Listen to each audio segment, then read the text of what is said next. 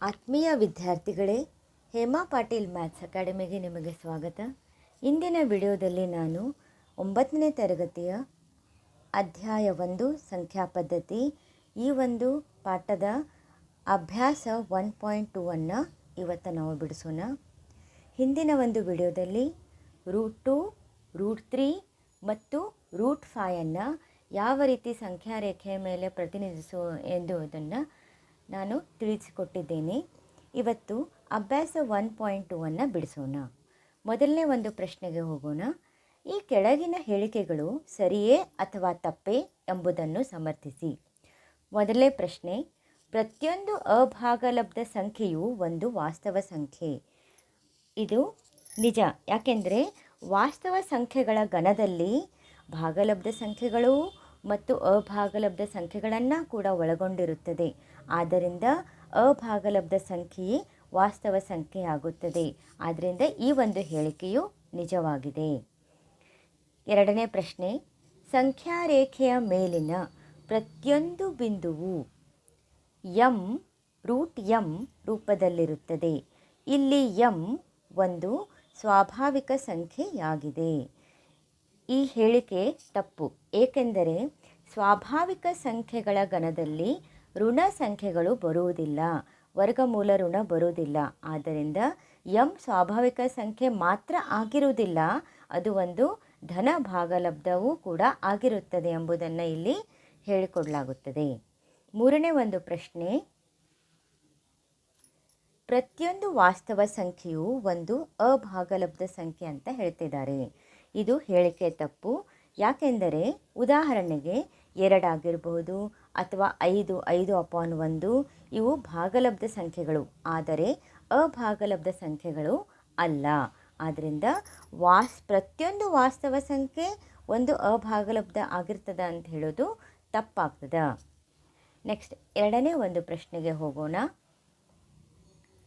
ಎಲ್ಲ ಧನ ಪೂರ್ಣಾಂಕಗಳ ವರ್ಗಮೂಲಗಳು ಅಭಾಗಲಬ್ಧಗಳೇ.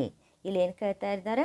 ಎಲ್ಲ ಧನ ಪೂರ್ಣಾಂಕಗಳ ವರ್ಗಮೂಲ ಅಭಾಗಲಬ್ಧಗಳೇನೆ ಅಂತ ಕೇಳ್ತಾ ಇದ್ದಾರೆ.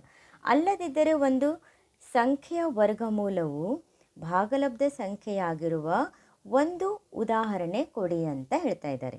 ಇದು ಎಲ್ಲ ಧನ ಪೂರ್ಣಾಂಕಗಳು, ಧನ ಪೂರ್ಣಾಂಕಗಳ +1, +2, +3, +4 ಈ ಥರ ಇವುಗಳೆಲ್ಲ ವರ್ಗಮೂಲ ಅಭಾಗಲಬ್ಧ ಆಗ್ತವೇನು? ಇಲ್ಲ, ಇದು ಹೇಳಿಕೆ ತಪ್ಪು. ಯಾಕೆಂದರೆ ಉದಾಹರಣೆಗೆ ಈಗ √4 ತೆಗೆದುಕೊಳ್ಳೋಣ. √4 ಅದರ ಬೆಲೆ ಏನು? 2. √9 ಅದರ ಬೆಲೆ 3. √16 ಅದರ ಬೆಲೆ 4. ಇವೆಲ್ಲ ಭಾಗಲಬ್ಧ ಸಂಖ್ಯೆಗಳಾಗ್ತಾವೆ, ಅಭಾಗಲಬ್ಧ ಸಂಖ್ಯೆಗಳ ಗಣದಲ್ಲಿ ಬರಂಗಿಲ್ಲ.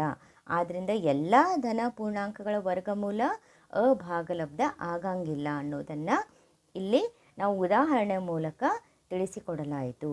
ಇನ್ನು ಮುಂದಿನ ಪ್ರಶ್ನೆಗೆ ಹೋಗೋಣ.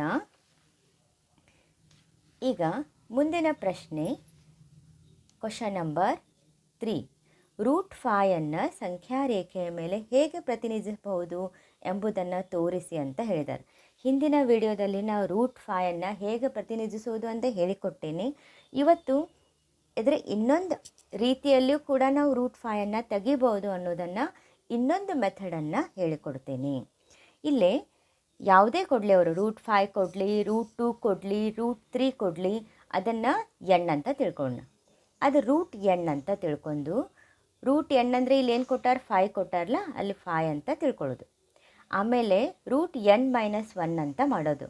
ಅಂದರೆ 5ರಲ್ಲಿ 1 ಕಳೀರಿ. ಈಗ 5 √5 ಮಾಡ್ತಾ ಇದ್ದೀನಿಲ್ಲ, 5ರಲ್ಲಿ 1 ಕಳೆದ್ರೆ √4. √4 ಅದರ ಬೆಲೆ ಏನಪ್ಪ?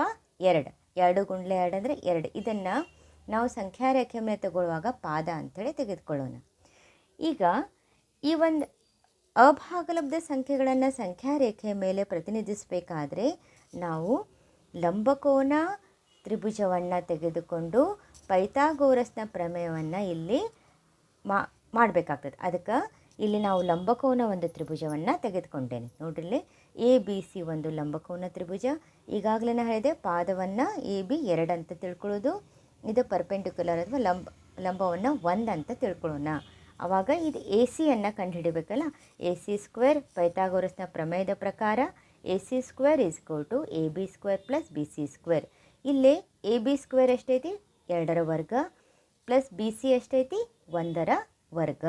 ಆದ್ದರಿಂದ 2ರ ವರ್ಗ 4 ಪ್ಲಸ್ 1ರ ವರ್ಗ 1, 4 ಪ್ಲಸ್ 1 5 ಆಯಿತು. ಎ ಸಿ ಸ್ಕ್ವೇರ್ ಅಂದರೆ 5 ಆದರೆ ಎ ಸಿ √5.